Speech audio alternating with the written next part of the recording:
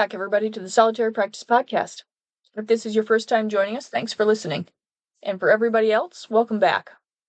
So we're going to hit on a variety of subjects today because I'm kind of all over the place. So I'm going to start today by saying that it was absolutely lovely to come out of the house this morning, down the steps, and touch the ground.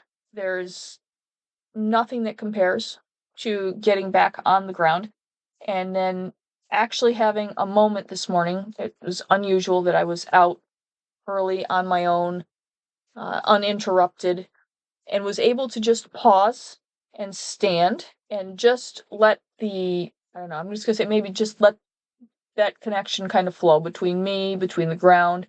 The sun was beating on the side of my face. It was just fantastic to take a couple minutes and just kind of let all of those energies just kind of synthesize and move up and down and through.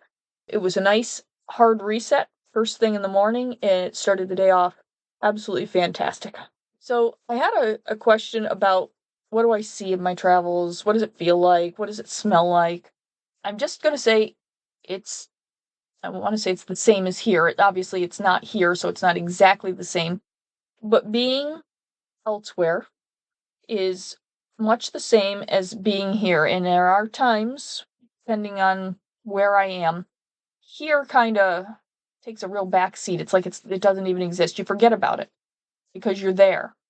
And when you're there, it's the same thing. You're feeling, if you're barefoot, you're feeling the texture of the ground underneath your feet, and I want to say, breathing the air. Some places you're not necessarily breathing. It depends on where you are and what you're doing. But it's, I guess, for lack of a better term, real. Just as here in this reality seems real when you're in it, it's the same when you're out and about. So, I mean, some of these smells I don't even have anything to compare to. Some of the more similar to this plane, reality, existence, whatever you want, places, have similar smells, decomposition, feel the wind. A lot of them have like some form of weather. It's just depends on where you are and what it is. I'm probably going to tackle like some of the specific examples in bonus episodes, but yeah, it's as real there as it is here. It is not. I'm sorry, I'm struggling. I'm lacking for better descriptors, but it's just like this is reality when you're here. It is reality when you are there. So you see things now. Some things you don't have names for, and some things you can use names of things here to be, close enough. You know what you're talking about to yourself. So when you talk to yourself, you know what they are, and you can kind of just assign them names. And sometimes when you don't have names for them, you just kind of assign them descriptors, like the big walkie thing or whatever. And you'll know what you're talking about. And that's probably the most important thing is as long as you know what you're talking about, it doesn't matter what everybody else wants to call it or what they think the proper name is. In my opinion, as long as you can identify it, you know what it is, it's your frame of reference. Nobody's reality is the same as anybody else's reality, so while we share some common naming conventions here, we don't necessarily have to say we don't have to have the same thing elsewhere. I largely view all of these kind of experiences that I have on and off plane more like adventures, because again, I try to put a positive spin on it. If I didn't, it'd be drudgery and I'd be doing a lot of work, and that kind of has negative connotations in that I don't want to start to think of that this is just another job I do. It kind of is, but I try not to think of it that way. I try to put a positive spin on it. So I try to think of them as adventures. And then when I'm out in them, I'm looking also for lessons, because a lot of times in any of these little experiences that I'm having, you can take away lessons. Now, whether those are intentional or you're just learning, doesn't really matter, at least to me. But there are lessons in there. Sometimes I find little messages, we're going to call it breadcrumbs, little information things that are left behind for me that at the time maybe don't make much sense, but there's something about them that catches my eye or catches my interest. And probably 2 decades later, you're like, oh, you just get better over time at identifying the little messages or breadcrumbs that are left for you. And one of the other things I find frequently is there's a lot of symbolism in these travels, at least for me. I can look at things and they're perfectly logical in the moment that you're in it. There's nothing noteworthy at it. But when you come back and you are comparing to where you have been, other experiences, maybe something that's going on currently, there's also a certain amount, and I would not say that like it happens all the time, but occasionally there is some symbolism in there. Because again, everything is kind of a little tied together, as above, so below, that kind of thing. Sometimes you can identify certain things that are symbolic of other things that maybe are going on or that you need to pay attention to, or something in there, and sometimes that symbolism is tied to the messaging. And again, it's that interconnectedness. But I do enjoy the travels, and I do try to make the best of them. If I'm going to be doing this, I might as well try to have a positive outlook at it, and I may as well try to learn something from it. But also, sometimes it's just fun. That's a little bit about that. We've got, I say we, I have this entity that is around it. It's a bit of a practical joker. I haven't really talked about it before, but it has kind of a thing for, I don't know, I'm going to say teasing me a bit when I'm far too serious. So I have a little side project going on that eventually I will probably dedicate an entire episode to. I hit it today, but unfortunately I think I would probably rant for like 45 minutes and nobody needs to listen to that today. I'd rather get my thoughts a little more in order right now, but it does love to pick at me. So I have been discussing this whole, I don't know, thought process that I'm having with other entities around here. That's kind of my method of working, I guess. I will think of something and be like, I wonder if I should do that, or I wonder how I would do that. And people tend to want to talk to other people about, I don't know, their magical whatever the heck it is they're doing. I don't talk to other people about what I'm thinking about doing or planning, really. If it is something so minute, maybe, if it comes up in conversation, but that very rarely happens. But for a serious project, I don't talk to people, I talk to the local entities. Quite frankly, they have vast stores of knowledge that far exceed my own. They've been there, done that kind of thing, and they are wonderful sounding boards. If you care to have that conversation with them, and let's be honest, they are not afraid to rake me over the coals and tell me when I am completely off base. They are extremely critical of everything I do. They do not hesitate to poke holes in any of my thought processes. Devil's advocate is too kind a term for the way they respond. I think some people, if they had that kind of conversation or response, shall we say, would find it to be a little bit harsh. It is. It's not harsh because it's mean. It's just they're very, I don't know, I'm gonna say analytical. It's like there's no feelings. These are not people. They're not concerned about my feelings. I asked them a question, or started a discussion, and they are going with it. So it's like they're not concerned at all about how I feel. So they're very blunt. I personally find that to be great because if I am completely off base, they are going to tell me. For the most part, we've been kind of back and forth and I guess trying to iron out how I would do this little endeavor and whether or not I want to do it, because one of the big things is the time commitment to it. So we're working through that, but we have a local entity that also finds that, because you always have that one, thinks that you are a little too serious and a little too caught up in focusing on whatever it is you're focusing on. And its favorite thing to do is get me splashed in the face or somehow get me a face full of water. And it is creative about the way it will get you. And it's always when you're not expecting it. This thing, it's good. It's just really good. And you always know because there's I call it the after tingle. It it gets mirthful, I guess, when it catches me. It seems to find that very funny. And that energy just kind of washes over, because I mean it lets you know it's laughing at you. Again, these things are not kind.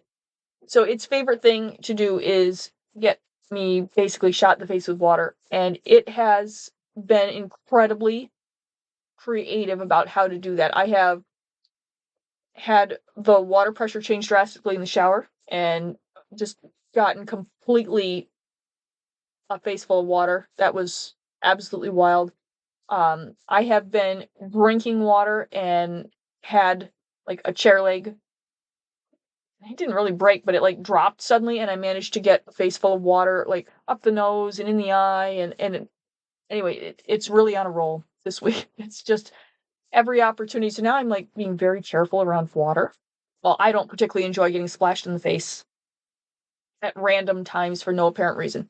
So I have been being exceptionally careful about not getting a face full of water.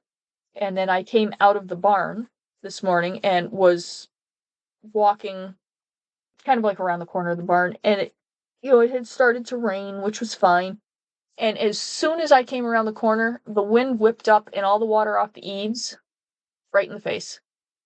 And yes, it was very proud of itself. So it's been an interesting week. I'm hoping it gets bored and goes and finds something else to do. But as long as I am, I guess, wrapped up and agonizing over how I'm going to build this thing and if I even want to build it and what I would do, and because again, I like to map everything out, so I would map it all out.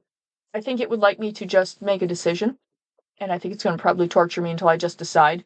I have been in the planning and mapping phase for just over a year now, and just kind of playing with it, tweaking with it. What would I do? Doing my research, doing basically my homework on any of this stuff, because if I was to build this, I would want to do it right. I don't want to do kind of a halfway job. And I don't know if it doesn't care for the idea or if it doesn't care for the fact that I am agonizing over every fine detail, but it has decided that it needs to lighten me up a little bit. So the theme this week is I am getting hit in the face with water at every opportunity, and I sincerely hope it gets done with this nonsense pretty soon. So I thought maybe I might talk a little bit today, maybe about like what my build process looks like. Say I decide I want to do, I don't know, something. I'm going to build something, something catches my eye. A lot of times, I'd say probably 90% of my works comes out of I wonder if I could do that. And then it becomes, all right, what would be the purpose behind it? And you'll get used to this. I ask questions all the time. One question is never enough. I like 8 questions back, because it's not enough to ask why once. I really need to get granular with it. Like, why would I want to build it? What would I use it for? How long would I want it to last? What do I want it to look like? How am I funding it, so to speak, energetically?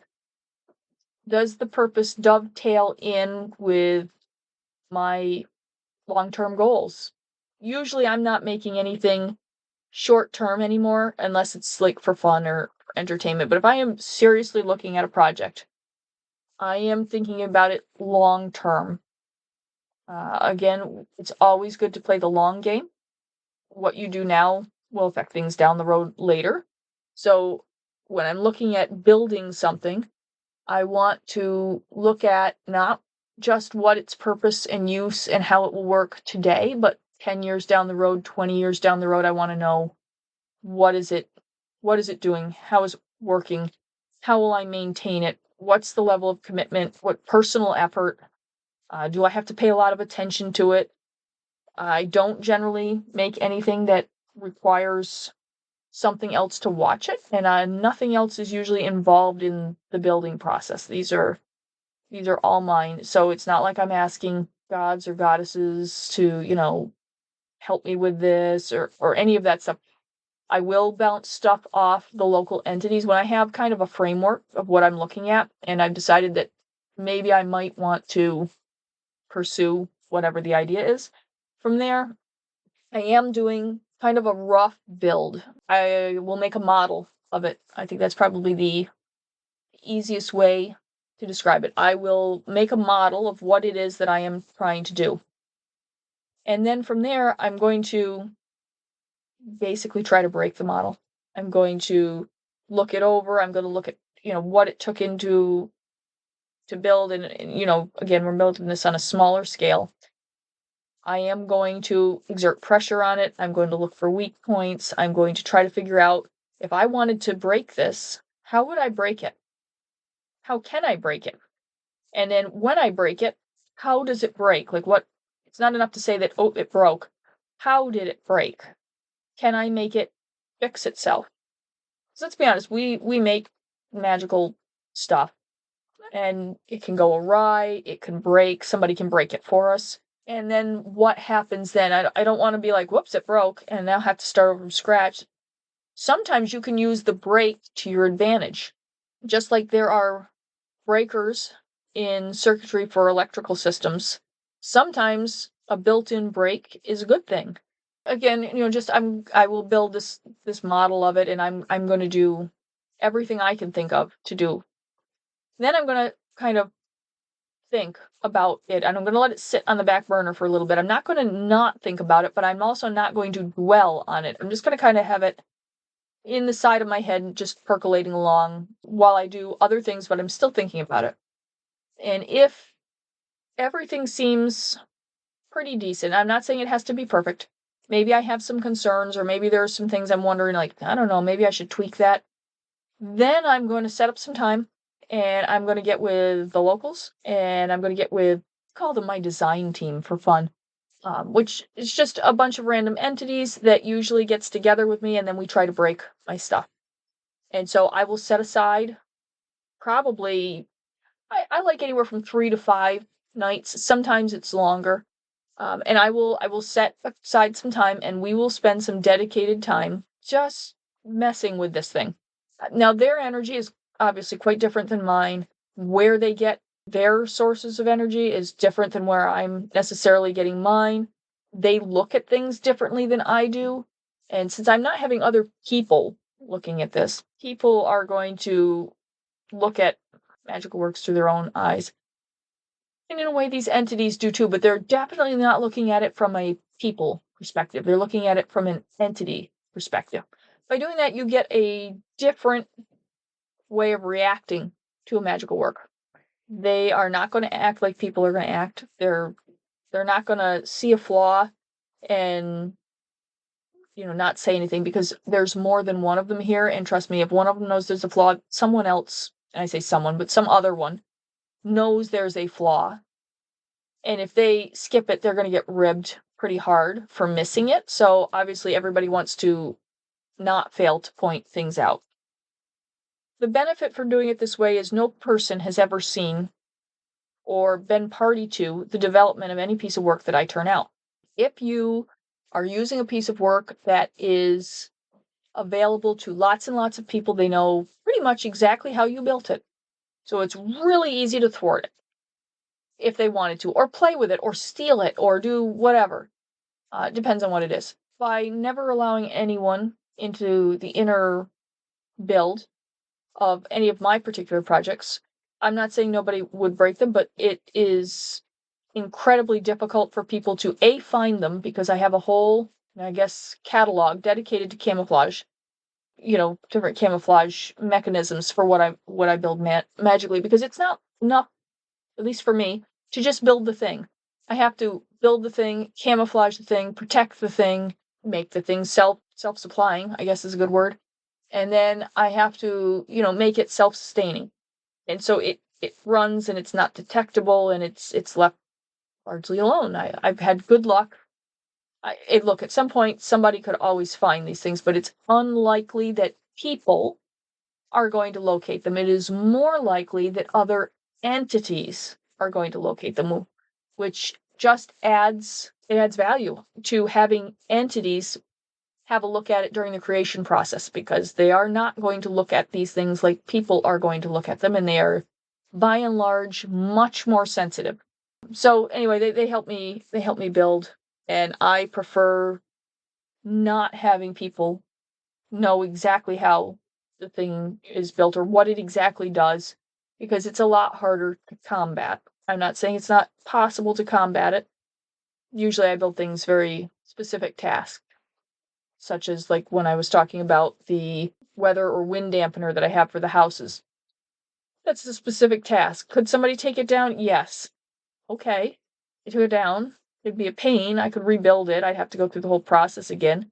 But it wouldn't it wouldn't be detrimental necessarily to my practice or to myself per se, and that's kind of what I build mostly, is stuff that it'd be a pain to lose it, but it wouldn't be the end of the earth either. Anyway, we spend some time just tearing this thing apart. And the other thing we like to do too is, can it be more efficient? So sometimes your first model's a little clunky. And when you're working on the how does it work, how does it sustain, what's good, what's bad, what should we change, a lot of times you can find ways to make things more efficient and make it run just smoother. And by making everything run smoother, there are fewer points that will break, and it often takes less energy to run these things and make them do what you want them to do. So we have a really, really good time just trying to break stuff. And, there is a certain amount of fun. I'm not going to say that I don't personally enjoy once in a while trying to overwhelm or just disrupt a project. And I mean, I've committed significant effort and time into these things, and I'm just as happy to be in there wielding the magical sledgehammer as the rest of the entities. It is educational, because while I'm trying to learn how to make whatever this new thing is more efficient and more operational, and I want it to be the best it can be, I'm also learning, how would I break something like this? And how could I break it in certain ways? And do I want to break it just to annihilate it, or do I want to break it to steal it, disrupt it, or convert it for my own use? And, so I'm getting both sides of that. It's very thought-provoking. And usually some of these projects will take months before I will actually deploy them out. It kind of depends on the size of it and what you're doing. I have some protective stuff that I did that, I tinkered with for 6 months, 8 months. I think one of them was well over a year, but there was a gap in there in which I got sidetracked and didn't get back to it. But then I have other ones that, 2 weeks I had the build done and it was ready to go. It really depends on what you want out of what it is you're trying to build and what the thought was. I do read a lot, so sometimes I take things that I'm reading and I use that for inspiration. You don't have to know everything yourself. However, you can come across a very nifty idea somewhere in a book and then think, and how could I convert that magically? Could I do something magically with that? And again, let's not waste opportunity here. If it's a good idea, it's a good idea. It doesn't matter that you got it out of a book somewhere. It doesn't matter that you took an idea from a book somewhere and it was in no way magically related, and then you just converted it and made it magical. There's nothing wrong with that. There's nothing that says that you have to come up with all of your works all by yourself in a vacuum. Honestly, they probably wouldn't be that good if you did it that way. Some exposure is great. Just like I am exposing myself to lots of entities who say very critical things, and sometimes it's a little sandpaper on the nerves to listen to them tell you how absolutely horrible your first run through is. But on the other hand, you grow thick skin. They're probably right. That's usually what I'm thinking to myself too. I'm like, wow, that was absolutely brutal for an analysis, but yeah, they're kind of right. So yeah, I have a good time with the builds, and hopefully I will do some more building fairly soon. Spring is usually a good time for me to do test runs. Because of all the energy surges around here, it's really easy to kind of skim off the top and supply some extra power, so to speak, to use in the testing phases and formats. And so we will be probably in the next week or so, it's going to dent my recording time, but I will be spending some additional time just hanging out with the, I don't know, demo crew and seeing what we can do with all of these fun little things. I have some older projects I have been kind of wondering if I should put an addition on or if I should do an entirely separate work. So sometimes things have been in place for decades and it's time for basically a reboot or a little bit of a refresh with them. And then I'm trying to decide, do I keep the original format and then add an enhancement, or do I actually take the whole thing down, get rid of it, rebuild, and build everything into it? And depending on what it's for, sometimes it's better to just add enhancement or put an addition on to the existing work, if it's held up well, it's doing its job, it's functioning beautifully, a lot of times I will not bother taking it all the way down and then bringing it back up with the enhancement built in. One of the benefits to just adding the enhancement is if I get that enhancement on there in 6 years from now, I decide, I don't need that enhancement, or I didn't like that enhancement, or maybe I put it on there for something and I'm really not going to need it anymore. It's really easy to pull the enhancement off. Really, when the only thing you have to kind of be careful of is where you actually knit it into the original work. Those kind of things, depending on how far you enmeshed it into the original work. Sometimes it's very easy to take out, and other times you kind of kick yourself because now you got to take the enhancement, the original work, everything down, and then you got to rebuild the original work. And I'm always sad when I have to do that because that is pain. All right, so I think I'm going to wrap up there for today.